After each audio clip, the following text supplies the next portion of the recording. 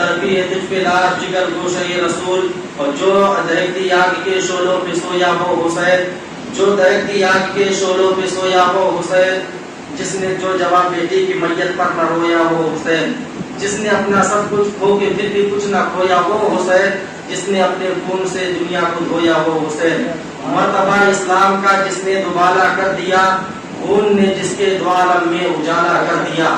عزیزان ملت اسلامیہ، اور ایک شاعر عرض کرتا ہے امام علی مقام کی بارگاہ میں کہ حال میرا کچھ بھی ہو پھر بھی عقیدہ ہے یہی، بخشوائے گی ہمیں تیری محبت ہے حسین۔ اور کسی نے کہا تھا کہ ملے گی جنت پیے گا کوثر، اسی کو محشر میں چین ہوگا، نبی محبت کریں گے اس سے کہ جس کے دل میں حسین ہوگا۔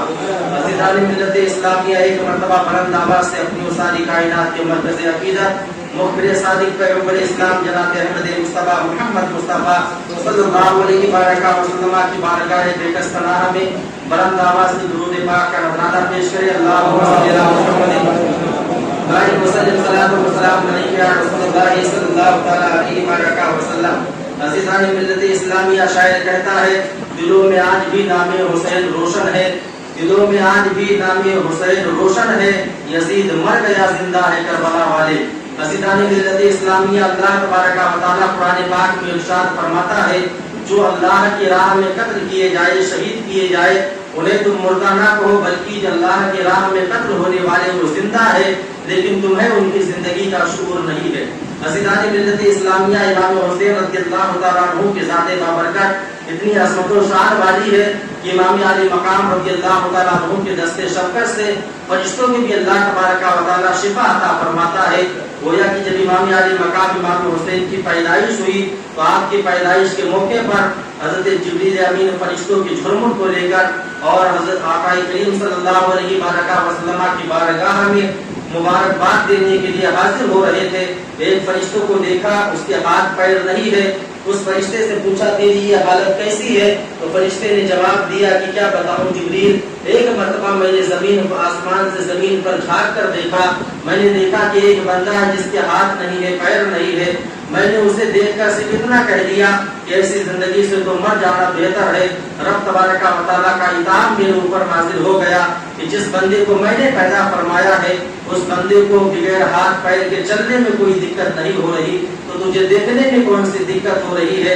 اللہ تبارک و تعالیٰ نے مجھے بھی اسی عذاب میں بلا میں گرفتار کر دیا، میرے پر چل گئے، اللہ نے ہاتھ چھین لیے، بازو چھین لیے، پیر چھین لیے، اور اللہ تبارک و تعالیٰ نے بطور عذاب میرے اوپر عذاب مسلط کر کے مجھے یہاں پر چھوڑ دیا ہے۔ تو حضرت جبریل کی بارگاہ میں فرشتہ عرض کرتا ہے حضور کدھر جا رہے ہو؟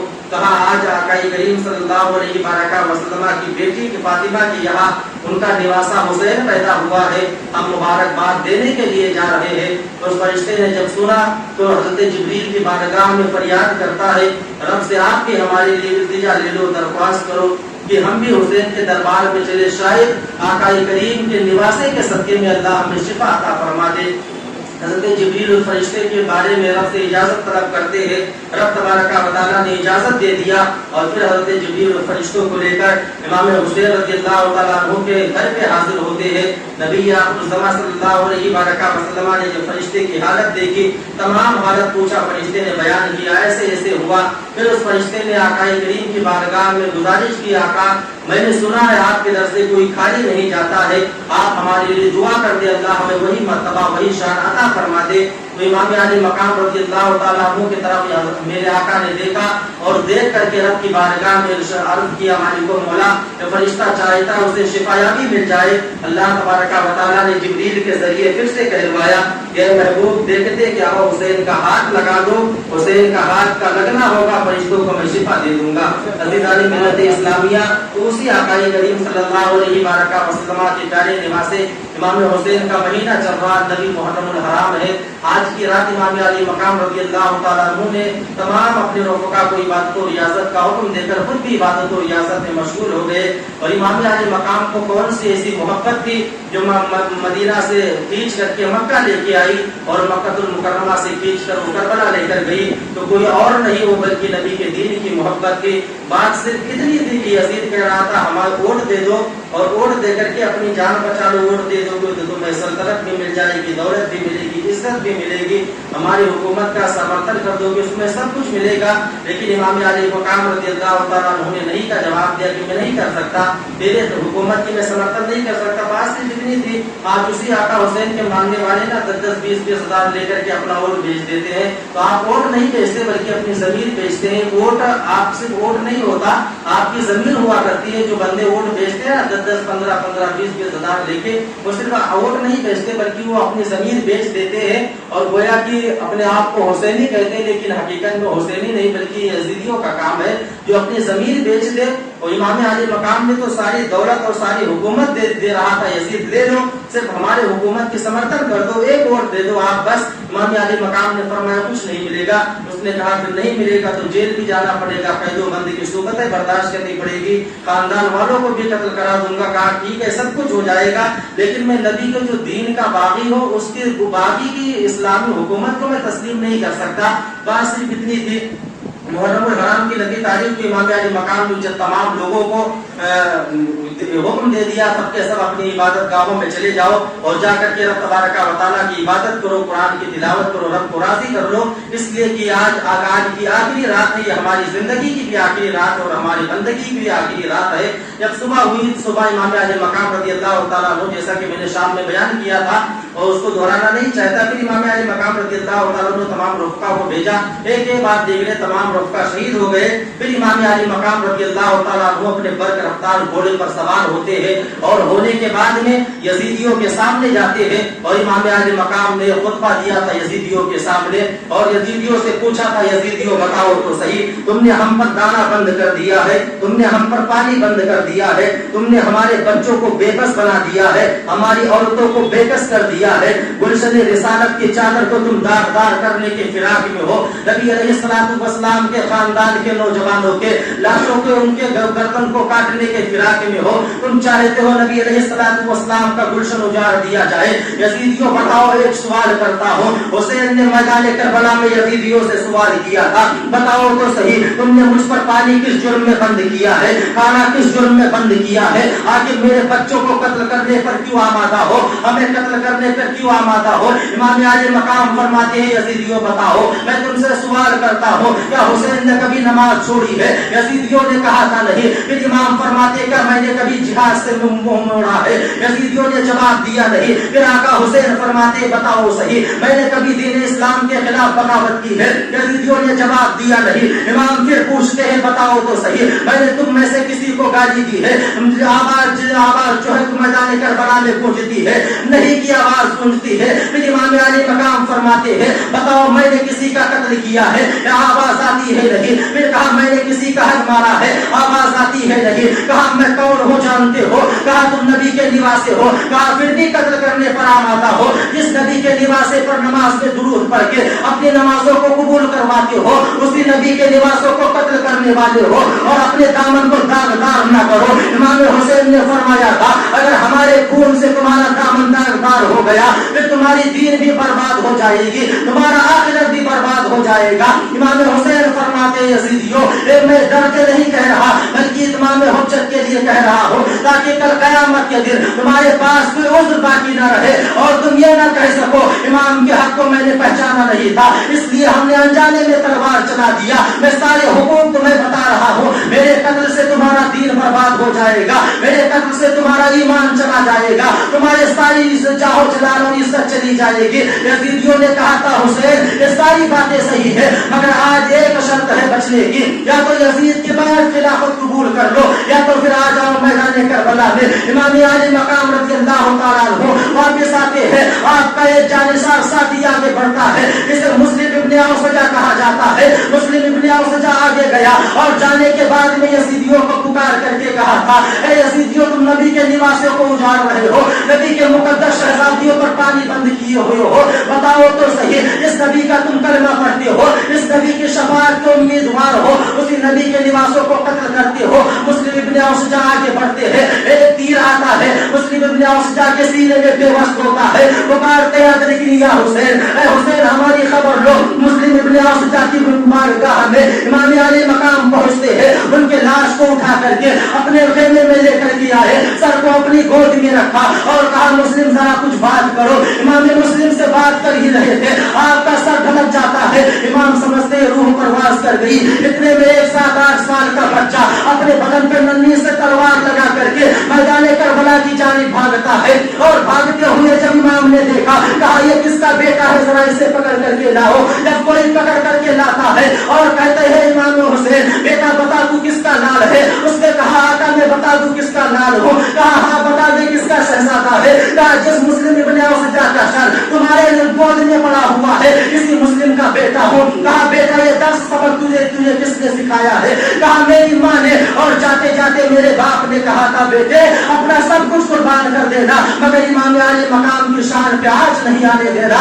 और शान मसीहत ने पुकार करके कहा था ए हुसैन आज जिस 8 साल के बच्चे को बचाने के लिए तुम करबला की समी सरजमीन में आवाज दे रहे हो, आज तुम आवाज दे रहे हो, कल तुम्हारी बारी सकीना 7 साल की है, उसके गालों पे थप्पड़ लगाए जाएंगे, उसे बचाने वाला कोई नहीं होगा। मसीहत ने आवाज दिया हुसैन फिर जाओ मैदान करबला की जानिब। हजरत हबीब इब्ने मुजाहिर आगे बढ़े। हबीब इब्ने मुजाहिर है कौन बताता चलो। हबीब इब्ने मुजाहिर मेरे आका हुसैन के बचपन के दोस्त है।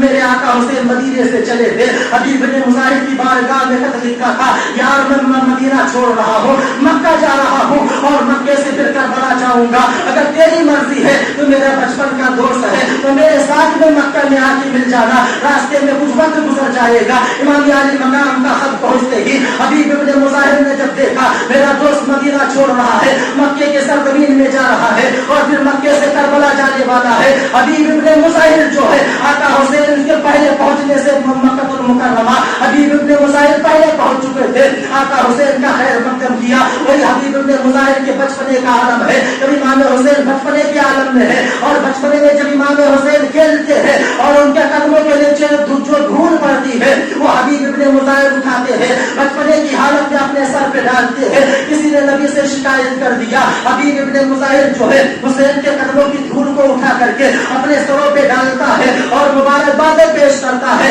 नबी ने हबीब इब्ने मुजाहिर को बुलाया और बुला करके कहा बेटे बता तो सही तो हुसैन के कदमों की धूल को क्यों डालता है, अपने सर पे डालने की वजह क्या है। हबीब ने कहा था या रसूल अल्लाह दुनिया हुसैन से मोहब्बत करती है मगर हबीब हुसैन से इश्क करता है। अज़ीज़ान मिल्लत इस्लामिया फिर मेरे नबी ने हबीब इब्ने मुजाहिर के हाथ को और इमाम आका हुसैन के हाथ को पकड़ा और पकड़ करके दोनों हाथ को मिलाया और रब की बारगाह में दुआ किया मालिक को मौला ये दोनों बचपन के साथी है, इन्हें जिंदगी की आखिरी सांस तक भी बचपन का साथी बना दे।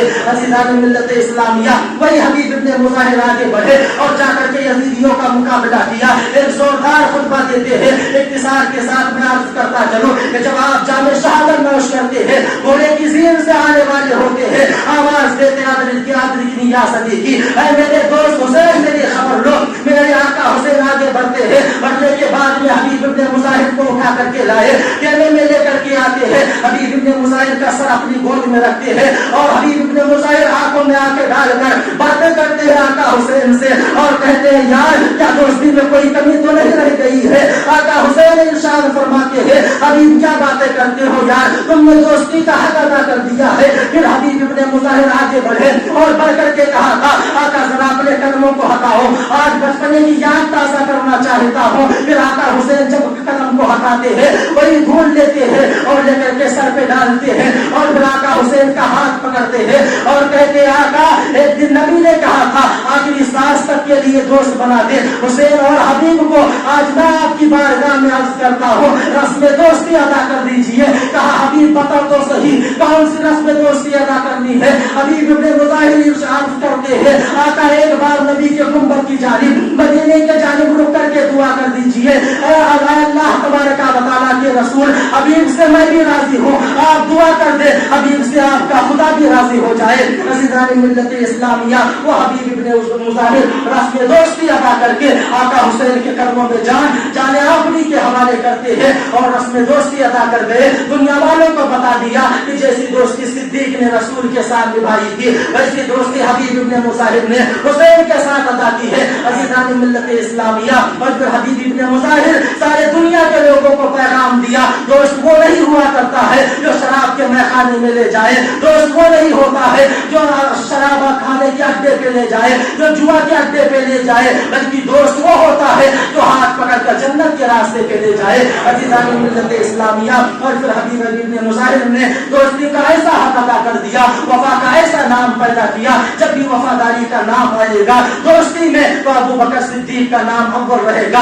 हबीब इब्न मुज़ाहिर का नाम दूसरा रहेगा। ऐसी वफादारी पेश कर दी दोस्ती का, कोई भी दोस्त ऐसा हक अदा नहीं कर सकता। और हबीब इब्न मुज़ाहिर ने जाते वक्त अपनी बीवी को तलाक दिया था और कहा था आज से तुम आजाद हो, इसलिए कि मैं जिस रास्ते पर हुसैन का साथ देने के लिए जा रहा हूँ वहाँ मौत के सिवा कुछ भी नहीं है। मैंने इमाम अली अकबर की शहादत को छोड़ा था, उसे मैं बयान करता चलूं एक के बाद दीगरे तमाम शोहदाए करबला जान शहादत नोश करती है। और जो लश्कर यजीद का सिपह सालार था, जब इमाम के खुतबे को सुना वो निकल करके और यजीद के लश्कर से इमाम की बारगाह में आता है और कहता है आका मैं वही हूँ जो आपको घेर कर यहाँ करबला के मैदान में लेकर के आया, अब मैं तौबा करना चाहता हूँ, मुझे नहीं पता था ये आपसे जंग करेंगे, अगर पता होता मैं आपको कभी यहाँ लेकर के नहीं आता, कि हमारी गलती माफ हो सकती है। आका हुसैन फरमाते हो तेरी माँ ने हो नाम रखा है, क्या मैंने तुझे जहन्नम से भी आजाद कर दिया। वही हो आगे बढ़ता है, यजीदियों से खिताब करता है। यजीदियों ने कहा हो क्या हुआ, तू तो यजीदी फौज का सिपह सालार है। कहा मैं आज तक यजीदी फौज का सिपह सालार था, मगर आज के बाद आका हुसैन ने हमें जन्नत का सिपह सालार बना दिया है। अज़ीज़ान मिल्लत इस्लामिया, वो आगे बढ़ता है और बढ़ करके जाने शहादत नौश करता है और ये नारा देता है निकल कर लश्कर आदा से, लगाया हमने ये नारा कि देखो यूं निकलते हैं जहन्नम से खुदा वाले। अज़ीज़ान मिल्लत इस्लामिया, फिर इमाम अली अकबर की बारी आती है। मैंने शाम में कुछ शहादतें बयान की थी इमाम अली अकबर की। इमाम अली अकबर जब घोड़े की ज़ीन पे सवार हुए, आका हुसैन ने लगाम पकड़ी और अपने बेटे अली अकबर को लेके चले। अली अकबर ने कहा बाबा छोड़ दीजिए, मैं खुद चला जाऊंगा। बाप के लिए बेटे के दिल में मोहब्बत क्या होती है एक बाप जाने, मगर वही बाप जब बूढ़ा होता है यार, तो आज के हमारे समाज का माहौल ऐसा है, वही बाप जिसकी मर्जी से जवानी में बच्चे खाना खाया करते थे, वही बाप जब बूढ़ा होता है टुकटुकी बांध कर बच्चों की जानिब देखता है, कोई 2 वक्त का हमें खाना दे दे। मगर बेटा ऐसा संग दिल है, बाप के मरने पर भी एक उसे इतनी फुर्सत नहीं होती है जाकर के बाप की कब्र पे मिट्टी डाल करके आए। अज़ीज़ान मिल्लत इस्लामिया, तो बाप बेटे का रिश्ता बड़ा अजीब होता है। इमाम अली मकाम ने लगाम पकड़ी, इमाम अली अकबर को आगे लेकर के गए। इमाम अली अकबर फरमाते हैं बाबा छोड़ दीजिए, आप सुबह से लाशें उठा करके थक चुके हैं, अभी आप जब अपने 18 साल नौजवान बेटे का जनाजा देखेंगे बर्दाश्त नहीं कर पाएंगे, मुझे यही छोड़ दीजिए, मैं चला जाऊंगा। इतने में इमाम अली अकबर ने इमाम हुसैन ने लगाम छोड़ी है। अली अकबर ने घोड़े को तेज रफ्तार किया है, करने के बाद में मुड़ मुड़ के मदीने की जानिब देखते हैं और ख्याल आता है जो बहन से अपने वादा किया था सुबरा से कि सुबरा 7 मुहर्रम को तुझे लेने आ जाऊंगा, वही तला ख्याल आपको तड़पाता है कि आज 10 मुहर्रम हराम की तारीख है, अपनी बहन को मैं मिलने नहीं जा सका। और फिर रुक करते हैं मदीने की जानिब और अर्ज करते हैं आका अब अली अकबर कभी नहीं आएगा। इमाम अली अकबर जब उन यजीदियों के मुकाबले में गए, इमाम अली अकबर ने एक ही बार में 61 यजीदियों को वासिले जहन्नम किया। फिर आप दूसरी मर्तबा पलट करके आका हुसैन की बारगाह में आते हैं और कहते हैं बाबा अगर चंद घूंट पानी के मिल जाए फिर मैं यजीदियों को बता दूं अली अकबर किसे कहते हैं, अली किसे कहा जाता है। अमर बिन साद ने जब अली अकबर की बहादुरी को देखा तब पुकार उठा यार ये लड़का बड़ा दिलियर है, ये बुज़दिल नहीं है, इसकी अदाओं से लग रहा ये बहादुर है तो 18 साल का मगर बड़ा दिलियर है, इसके कलेजे में दिल मौजूद नहीं है, शायद इसीलिए ये डर नहीं रहा है। और जब इमाम अली अकबर यजीदियों के सामने गए, क्योंकि आपका चेहरा इमाम अली अकबर का चेहरा मुस्तफा जाने रहमत से मिलता था, यजीदियों ने हथियार डाल दिए और कहा अमर बिन साद हम हुसैन से लड़ने आए हैं, इमाम नबी से लड़ने नहीं आए हैं। और यह अमर बिन साद ने कहा कौन से नबी, कहा देखते نہیں ہو میدان کربلا میں مصطفیٰ جان رحمت تشریف لے آئے ہیں. عمرو بن سعد چونکہ سعد بن ابی وقاص صحابی رسول کا بیٹا تھا. عجیب بات ہے, باپ جو ہے جنتی ہے اور بیٹا جہنمی ہے. یہ سعد بن ابی وقاص وہی صحابی ہے انہوں نے جنگ احد کے موقع پر پہلا تیر مصطفیٰ جان رحمت کی جانب سے کفار پہ چلایا تھا اور پکار کر کے کہا تھا لوگوں گواہ رہنا میں نے اسلام کی یادی کے لیے اپنے نبی کی جانب سے پہلا تیر کفار پہ چلایا ہے. اسی صحابی رسول کا بیٹا عمرو بن سعد ہے جو پہلا تیر نواس رسول پہ چلاتا ہے اور پکار کر کے کہتا ہے اے یزیدیوں گواہ رہنا میں نے پہلا تیر امام حسین پہ چلایا ہے. اسے کہا جاتا ہے جنتی باپ کا جہنمی بیٹا, وہی جہنمی بیٹا کہتا ہے یہ علی اکبر جو ہے نبی نہیں ہے بلکہ ان کا چہرہ نبی سے ملتا جلتا ہے. امام علی اکبر نے پھر اپنے جوہر دکھائے یہاں تک کہ آپ نے 700 یزیدیوں کا سر قلم کیا اور پھر ایک تیر آیا اور آپ کے دھوکے سے جو ہے آپ کو شہید کیا گیا. گھوڑے کی زین سے آپ نیچے آ رہے تھے, ایسا لگ رہا تھا جیسے قرآن ریل سے نیچے آ رہا ہو. آواز دیتے ہیں ادرکنی یا بتا اے میرے باپ میری خبر لو. امام علی مقام دوڑ کر کے جاتے ہیں, علی اکبر کے سر کو گود میں لیتے ہیں. علی اکبر کے سینے میں ایک نیزہ تھا. علی اکبر نے کہا بابا یہ نیزہ بڑا تکلیف دیتا ہے اسے نکال دو. امام حسین فرماتے ہیں بیٹے اگر میں نے نیزہ نکالا نیزے کی علی میں تیرا دل بھی پھنس کے نکل آئے گا, کہیں اف نہ آ جائے تیری زبان پہ ماں اور رب بڑا بے نیاز ہے. ہم نے جو صبح سے لے کر اب تک قربانیاں پیش کی ہے کہیں رب تبارک و تعالی ہم سے ناراض نہ ہو جائے. امام علی اکبر فرماتے ہیں بابا آپ نیزہ نکالیے میں کبھی بھی اف نہیں کروں گا. امام علی مقام نے نیزہ نکالنا چاہا, زمین نے پکار کر کے کہا تھا حسین ایسا نہ کرو, آپ حسین ہو آپ کا کلیجہ اور ہے میرا کلیجہ پھٹ جائے گا. امام علی مقام نے زمین کو ٹھوکر ماری اور کہا اپنی جگہ ٹھہر جا, جب میرا بیٹا اپنا کلیجہ کٹوانے کے لیے تیار ہے میں نیزے کو نکالنے کے لیے تیار ہوں, تو کون ہوتی ہے چلانے والی. امام علی اکبر کا نیزہ پکڑ کر کے میرا آقا حسین نکالتا ہے تو صرف نیزہ نہیں آیا تھا یارو بلکہ 18 سالہ نوجوان بیٹے کا کلیجہ نکل کر کے باہر آ گیا تھا. پھر امام علی مقام نے اپنے بیٹے علی اکبر کی جانب دیکھا اور دیکھا کہ علی اکبر مسکرا رہے ہیں. ہونا یہ چاہیے تھا درد کے مارے کراہ اٹھتے مگر علی اکبر مسکراتے ہیں اور کہتے ہیں بابا میں نے صبر کا مظاہرہ کر دیا ہے. پھر امام علی اکبر فرماتے ہیں بابا آپ صبح سے لاشیں اٹھا کر کے تھک چکے ہیں, میرا جنازہ یہی پڑا رہنے دے میں یہی پہ دفن ہو جاؤں گا. آپ نہ اٹھائے کہ میں بڑا دور ہے آپ کی کمر ٹوٹ جائے گی, بہت تھک چکے ہو. آقا حسین فرماتے ہیں بیٹا اب تمہیں ساتھ دینا پڑے گا. کہا بابا کہنا کیا چاہتے ہو. کہا میں نے جو قرآن بچپن میں سکھایا تھا آدھے راستے میں قرآن پڑھوں گا آدھے راستے تجھے قرآن پڑھنا پڑے گا. امام علی اکبر کو اپنے کندھے پہ اٹھاتے ہیں. علی اکبر نے پڑھنا چالو کیا الرحمن علم القرآن خلق الانسان علمہ البیان. آدھے راستے میں پہنچتے ہیں. امام علی اکبر کی جو ہے سانسیں وہ تھمنے لگتی ہے, مٹھیاں کھلنے لگتی ہے. امام حسین سمجھتے ہیں میرے بیٹے کی روح پرواز ہو رہی ہے. پھر آقا حسین روئے نہیں تھے بلکہ رب کی بارگاہ میں عرض کیا تھا مالک و مولا تو اگر اس دکھ میں ہم پہ راضی ہے تو پھر آقا حسین کو اب کسی سکھ کی ضرورت نہیں ہے. رب کی بارگاہ میں شکرانے کی نماز ادا کی اور نوجوان بیٹے کے لاشوں کو لے جا کر کے اپنے خیمے میں رکھتے ہیں. آقا حسین کے جگر سے پوچھو اس نے نوجوان بیٹے کا جگر کٹوا کر کے اسلام کی آبیانی فرمائی. آج اس کی آقا حسین کے ماننے والے آقا حسین کا نعرہ تو لگاتے ہیں مگر 5 وقت نماز پڑھنے کے لیے مسجدوں میں آنے کے لیے تیار نہیں ہے. نماز پکار کے کہتی ہے اگر تم واقعی حسین بننا چاہتے ہو پھر حسین کی سنت ادا کرنی پڑے گی. اور حسین کی سنت کیا ہے, نیزے کے نیچے بھی امام علی مقام سجدہ ادا کر کے رب کی بارگاہ میں گئے تھے. اس لیے حسینی بننے سے پہلے ضروری ہے شریعت کی پابندی کرو. عزیزان ملت اسلامیہ رب کی بارگاہ میں دعا ہے اللہ ہم سب کو سچا اور پکا حسینی بنائے. آقا حسین کے نقش قدم پر چلنے کی توفیق عطا فرمائے. جس طرح آقا حسین